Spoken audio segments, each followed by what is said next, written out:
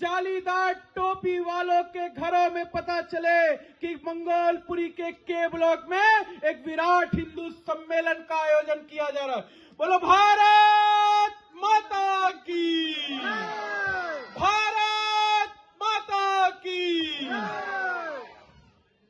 कहते हैं इरादे नहीं भेजे जाते, युद्ध स्वाभिमान में हिंदू खुद में खुद चले आए। हिंदू सम्मेलन के मैदान में, हिंदू सम्मेलन के मैदान में हमारे बीच मंच पर आसीन आदरणीय अतिथिगण, अध्यक्ष महोदय एवं संघ सृष्टि से आए हुए कार्यकर्ता बंधु एवं मेरे प्यारे हिंदू साथी भाई बंधु एवं मित्रों, आप सभी को इस हिंदू सम्मेलन कार्यक्रम में हार्दिक स्वागत एवं अभिनंदन किया जाता है। साथियों, आज मैं आप सभी के सामने राष्ट्रीय स्वयं सेवक संघ के 100 वर्ष की गाथाओं का वर्णन करने आया हूं कि किस तरह से राष्ट्रीय स्वयं सेवक संघ 100 वर्ष में कार्य करके आज दुनिया का सबसे बड़ा संगठन बन गया। अगर मेरी बातें अच्छी लगे तो आप लोग जोरदार तालियों के साथ उसको साझा करेंगे। साथियों, एक ध्येय, एक पथ, एक लक्ष्य को लेकर के राष्ट्रीय स्वयं सेवक संघ की स्थापना हुई। राष्ट्रीय स्वयं सेवक संघ की स्थापना करने के लिए बहुत सारे उद्देश्य रहे कि समाज में किस तरह से छुआछूत, बुराइयां, बच्चों में संस्कार न होना, इस तरह के समाज के अंदर बहुत सारी बुराइयां विद्यमान रही।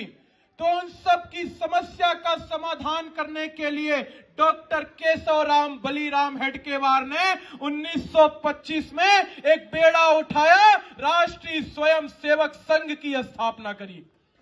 राष्ट्रीय स्वयं सेवक संघ की जो गाथा है वो 4 कालखंडों में देखी जाती है। इस तरह से 4 कालखंड है कि 1925 से लेकर के 1947 तक का पहला कालखंड, जिस समय समाज में हिंदू बिखरा हुआ था, सिंधु बटा हुआ था, छुआछूत में बटा हुआ था, जाति के नाम पे बटा हुआ था। उस समय 1925 के अंदर आपके जैसे छोटे छोटे बच्चे हैं, इसी तरह के 15 बच्चों को लेकर के राष्ट्रीय स्वयं सेवक संघ की स्थापना हुई। 15 बच्चों से लेकर के स्थापना के बाद आज दुनिया का सबसे बड़ा संगठन अगर कोई है तो राष्ट्रीय स्वयं सेवक संघ संगठन है। इसी तरह से राष्ट्रीय स्वयं सेवक संघ को हम देखेंगे कि समाज के अंदर उनके विचार को मानने वाले 50 से अधिक संगठन काम कर रहे हैं। चाहे वह विद्यार्थियों के जीवन में हो विद्यार्थी परिषद, चाहे वो मजदूरों के जीवन में हो मजदूर संघ, चाहे वह समाज में अच्छी शिक्षा हो उसके लिए सेवा भारती। इस तरह से हमारे बीच में समाज के अंदर 50 से भी अधिक संगठन काम कर रहे हैं। साथियों, इसी तरह आप लोग देख पा रहे होंगे कि जो विचार राष्ट्रीय स्वयं सेवक संघ का है, जो विचार हिंदुत्व का है, जो विचार और लक्ष्य है, उसी विचार को मानने वाली आज दुनिया की 35% विचारधारा ऐसी हो गई है जो आरएसएस को मानती है। ये जालीदार टोपियों वालों की विचारधारा को नहीं मानती है। इसी तरह से दूसरा कालखंड आता है 1947 से 1975 तक का। इसे हम चुनौती का कालखंड कहते हैं, इसे हम संघर्षों का कालखंड कहते हैं। देखा गया कि 1963 में 1965 में जिस तरह से भारत पाकिस्तान के साथ युद्ध हुआ, उस समय भी राष्ट्रीय स्वयं सेवक संघ के कार्यकर्ताओं ने बॉर्डर पे न जाकर के समाज के बीच में रह करके समाज की सेवा करने का काम किया। उधर बॉर्डर पर हमारी सेनाएं संघर्ष कर रही थी, हमारी सेनाएं लड़ रही थी, तो देश के अंदर की व्यवस्था कौन संभालेगा, उसका बेड़ा अगर किसी ने उठाया तो राष्ट्रीय स्वयं सेवक संघ के कार्यकर्ताओं ने उठाया। एक पुस्तक में पढ़ता हूं तो उसमें ध्यान में आता है कि एक डॉक्टर साहब अपनी क्लिनिक चलाते हैं। डॉक्टर साहब अपनी क्लिनिक चलाते हैं, परंतु युद्ध के समय वो 3 से 4 घंटे पहले अपने क्लिनिक के लिए निकल जाते थे। तो एक दिन समाज के बंधुओं ने देखा, चौराहे पर खड़े होकर के वो ट्रैफिक व्यवस्था को खाली कराने का काम कर रहे थे। राष्ट्रीय स्वयंसेवक संघ की खाकी रंग की निक्कर पहनकर ऐसे कार्य भी हमारे बंधुओं ने करे। 1947 के अंदर जब विभाजन हुआ, उस समय हिंदुओं को किस तरह से अपने में लाया जाए, किस तरह से उनको समाहित किया जाए, किस तरह से हिंदुओं की जान जालीदार टोपी वालों से बचाई जाए, उसके लिए भी आरएसएस के कार्यकर्ताओं ने कैंप लगा करके, उनको निवास दे करके, उनको समाज में बसाने का काम किया। इसी तरह से ध्यान में आता है 1975 का कालखंड, आपातकाल का कालखंड, इमरजेंसी का कालखंड, कि वो काला दिन जिस समय अपने राष्ट्रीय स्वयंसेवक संघ के 18,000 कार्यकर्ताओं को जेलों में डाल दिया गया और उनको जेलों में बड़ी लाठियां खानी पड़ी, बड़ी यातनाएं सहनी पड़ी, बड़े संघर्ष सहने पड़े, लेकिन उन्होंने हार नहीं मानी। तो इसी में ध्यान में आता है कि जुल्मी जब जब जुल्म करेगा, जुल्मी जब जब जुल्म करेगा, सत्ता के गलियारों से अरे चप्पा चप्पा गूंज उठेगा, भारत मां के नारों से, भारत मां के नारों से। इस तरह से हमारे कार्यकर्ताओं ने संघर्ष करा। और तो और ध्यान में आया कि 1990 के समय में किस तरह से कश्मीर के लाल चौक पर तिरंगा फहराया गया, उसका अपमान किया गया, उसको जला दिया गया, लेकिन हमारे कार्यकर्ताओं ने उस समय में भी हार नहीं मानी।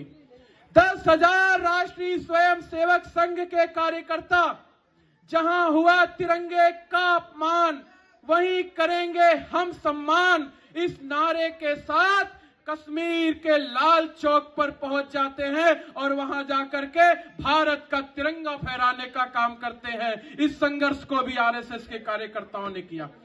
और सबसे बड़ी बात, उस आंदोलन का जिस व्यक्ति ने नेतृत्व किया, उस आंदोलन को जिस व्यक्ति ने चलाया, आज वो गर्व का विषय है कि 140 करोड़ देशवासियों का प्रधानमंत्री है, 140 करोड़ देशवासियों का प्रधानमंत्री है।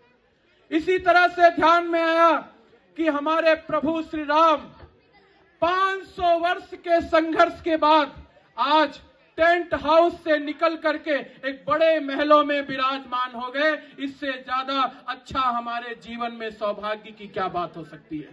बोलो जय श्री राम, जय श्री राम।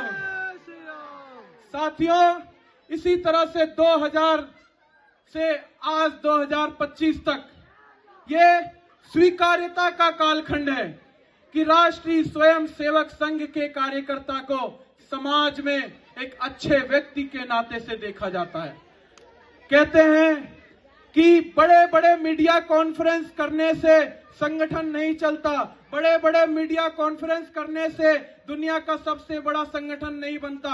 सुबह 5 बजे, सुबह 6 बजे ठंडियों में जा करके सीने पे हाथ रख करके नमस्ते सदा वत्सले मातृभूमि कहने से संगठन चलता है। इसीलिए साथियों, ध्यान में आता है कि आज के दिन वर्तमान में बच्चों के संस्कार के लिए शस्त्र और शास्त्र दोनों की जरूरत है।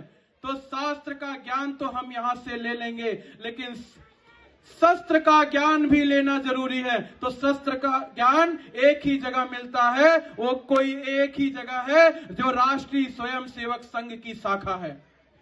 तो इसीलिए आज ये कार्यक्रम, आज ये हिंदू सम्मेलन यहां से समाप्त नहीं हुआ।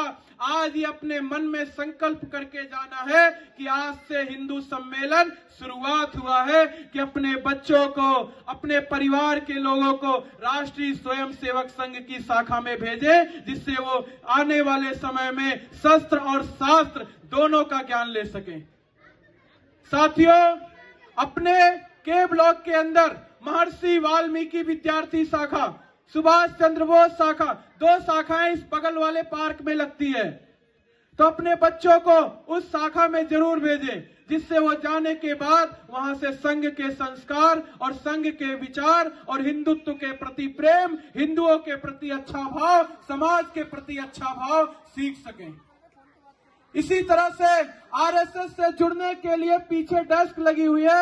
आज ये संकल्प करके जाए कि हम अपने बच्चे को कहीं भेजे ना भेजे, लेकिन आरएसएस की शाखा में जरूर भेजेंगे। आरएसएस की शाखा में जाने से वो देशभक्त बनता है, देश के प्रति प्रेम आता है, देश के प्रति भाव आता है, समाज के प्रति भाव आता है।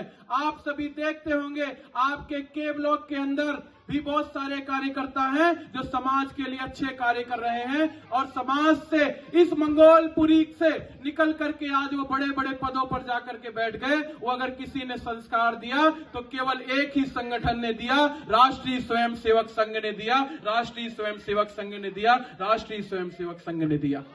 तो ये संकल्प आज ठान करके जाना है। कहते हैं कि वीर शिवा राणा प्रताप का, वीर शिवा राणा प्रताप का गूंज उठावन नारा है। कहो गर्व से हम हिंदू, कहो गर्व से हम हिंदू,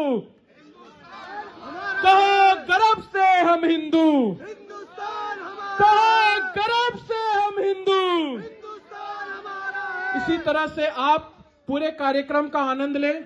बच्चों के लिए दही हांडी लगी हुई है, छोटे बच्चे यहाँ पे, बड़े बच्चे यहाँ पे। इसका भी आप लोगों को ही दही हांडी के कार्यक्रम में सहभागी बनना है। उसके बाद अभी एक बड़ा हवन और हनुमान चालीसा होगी, उसमें हवन में अपनी अपनी आहुति जरूर डालें और एक संकल्प करके जाएं कि हम आज से ये संकल्प करते हैं कि अपने बच्चों को अच्छा बनाएंगे, अपने बच्चों को संस्कार देंगे, अपने परिवार को अच्छा बनाएंगे और राष्ट्रीय स्वयंसेवक संघ जैसे संगठन में जुड़ेंगे। इन्हीं शब्दों के साथ मैं अपनी वाणी को विराम देता हूं। बोलो भारत माता की जय।